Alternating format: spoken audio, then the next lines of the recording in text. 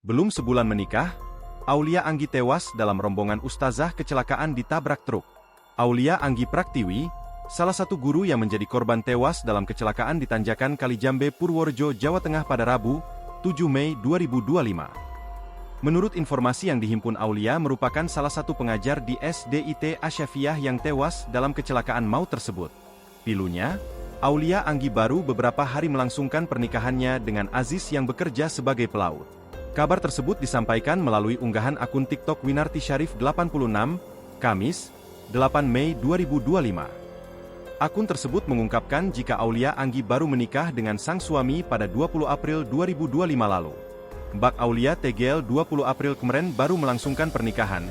Kebetulan saya kondangan di acara suaminya. Selamat jalan Embe Aulia Anggi.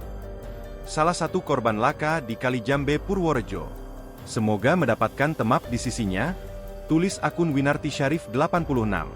Tragedi kecelakaan lalu lintas di Jalan Purworejo, Magelang, Desa Kalijambe, Kecamatan Bener, Kabupaten Purworejo, Rabu, 7 Mei 2025, menjadi perhatian publik.